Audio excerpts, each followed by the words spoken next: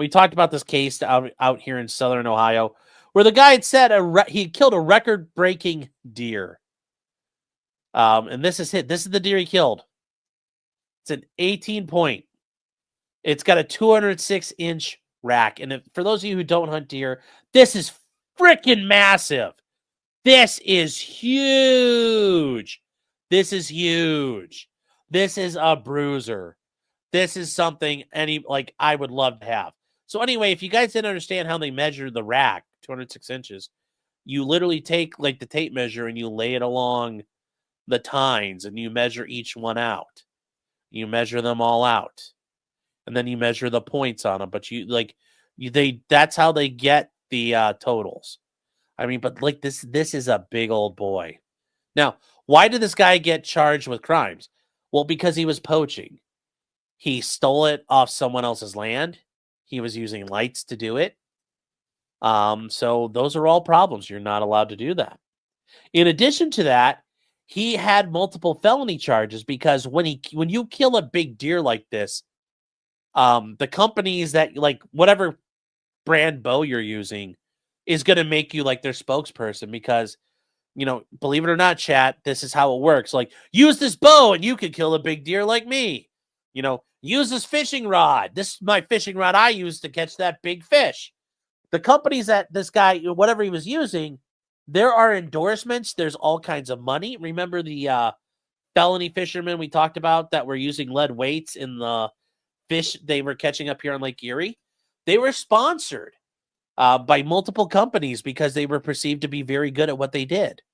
So they were taking money and services from people through deceptive means, which is theft in Ohio. And if you steal over $1,000, it's a felony. So this guy pled guilty to multiple charges, and he got sentenced back in December. And I didn't know this had happened yet, but I saw the article. So I went ahead and pulled all the stuff. So it's the state of Ohio versus Christopher Alexander. And this is down in Clinton County, Ohio. It's Wilmington. So it's kind of like outside of Cincinnati area. It's kind of the northeast of Cincinnati. But this guy, he gets nuked for killing this deer. And I talked about it before. When you kill a deer and you poach it, you're liable for a lot of things. So anyways, he appeared on December 11th for his sentencing. And he pled guilty to a bunch of things. He was doing jacklighting, which means you're spotlighting. You're not allowed to go out at night with a spotlight and find deer. Well, it's a third-degree misdemeanor. He hunted without a license. He hunted without a deer permit. He was hunting without permission. All those things are illegal. There are, various levels of misdemeanor. Fourth-degree misdemeanor means 30 days in jail. Third-degree misdemeanor means 60 days in jail. Taking a possession of a deer in violation of the rules that are there. That's a third-degree misdemeanor. And then he got charged with misdemeanor theft. He could face up to 180 days on a first-degree misdemeanor. He hunted without permission. He did it multiple times, and they caught him doing multiple hunts. Hunting without permission again, hunting without permission. Taking possession of a deer in violation of rules. Tampering with evidence, because remember, he tried to hide things. That's a third-degree felony. You could face up to 3 years in prison for that here in Ohio.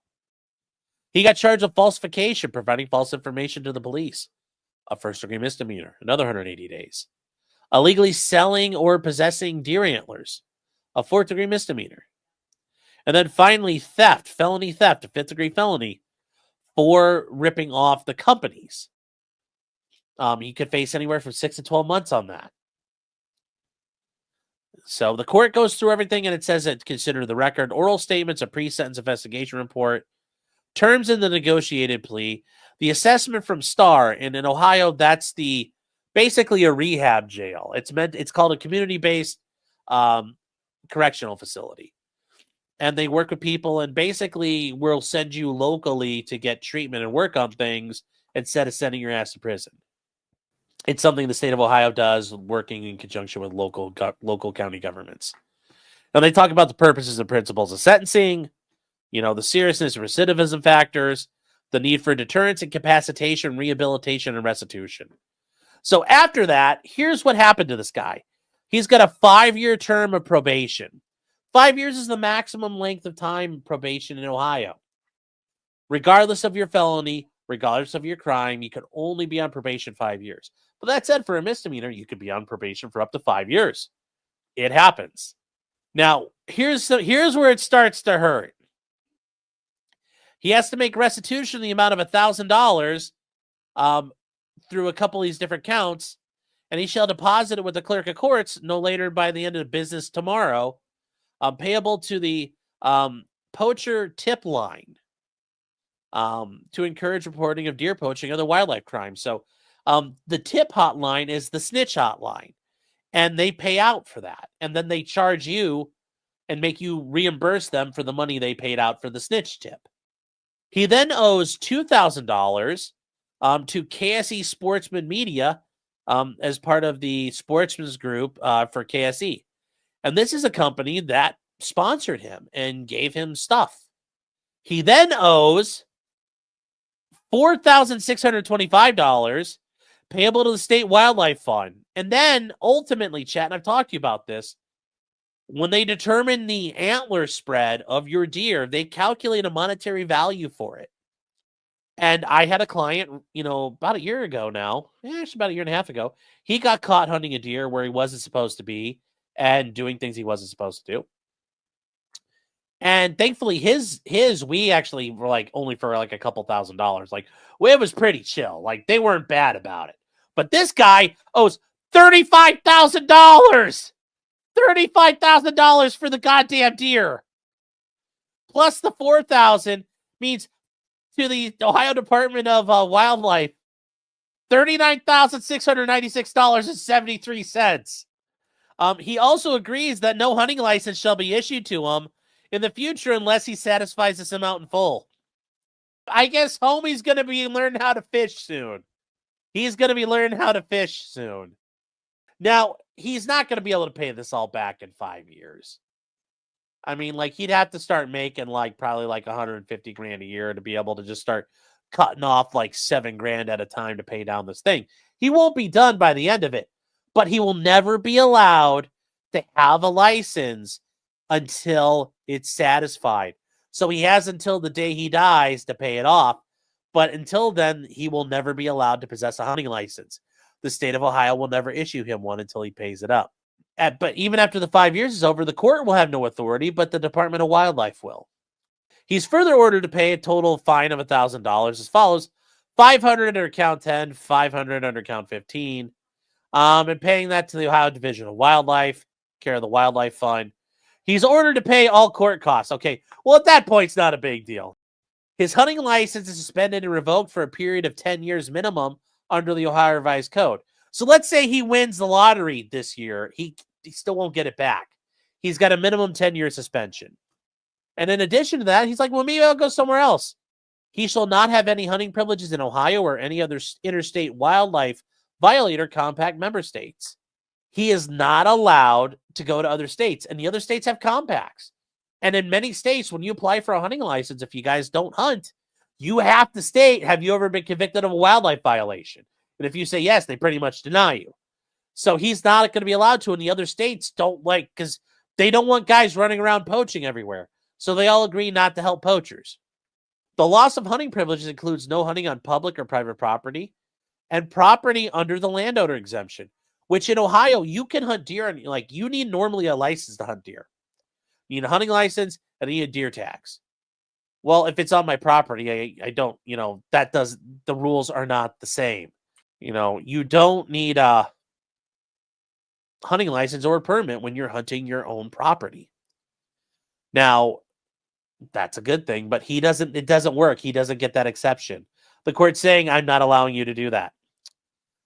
He shall not be in the presence of anyone engaged in hunting animals during the 10-year revocation. So he can't go out with his friends and do it.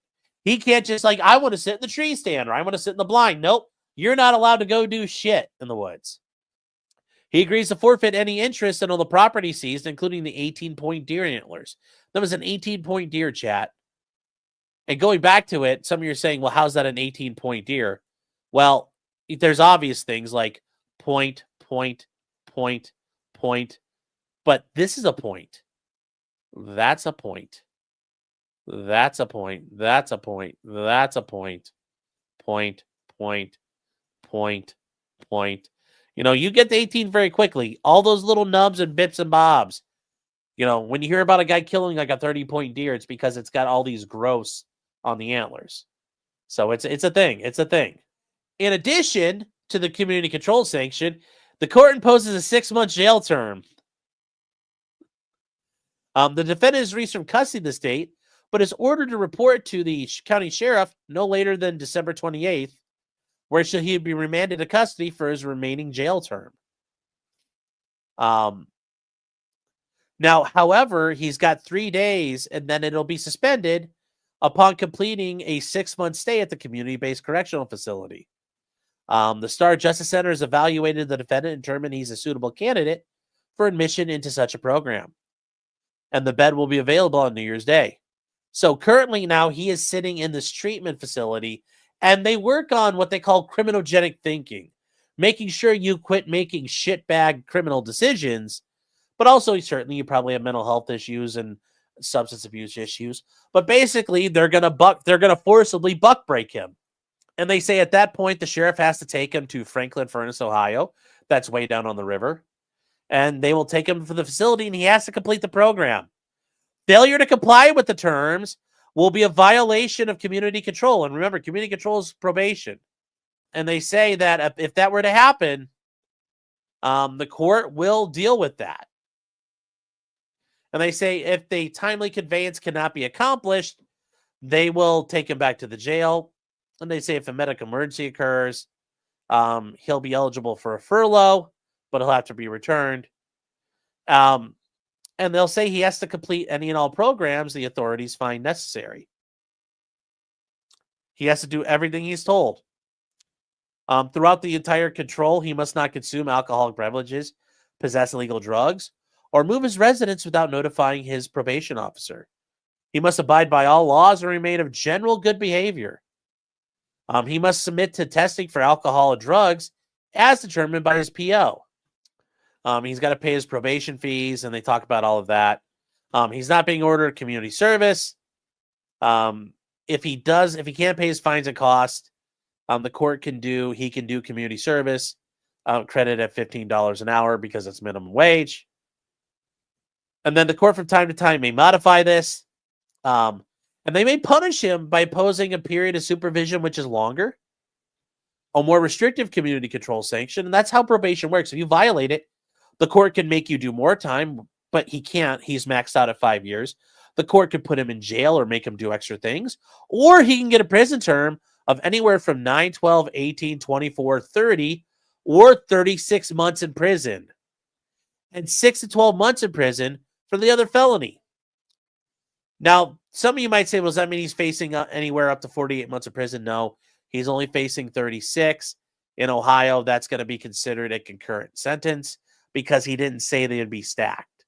So he's only facing 36 months, but if he violates, he's probably going to prison. He also has his right to appeal, and that's all done. But chat, he killed a deer, and he owes $39,000. Oh, buddy. Louita Smile says he took a picture of that. Well, yeah. Are you kidding me? If you kill something like this, he was trying to be like, I did everything great on this. People that owned the land were like, wait, that deer's been on my property. I've had him on trail cameras all fall and all summer. How the fuck did he get it? He's never been allowed on my property. And the investigation started going, and people started talking, and he started getting in trouble. But, people, like, when you kill something this big, yeah, you're going to show it off to the world. Because, why wouldn't you? Otherwise, he would just kill regular deer.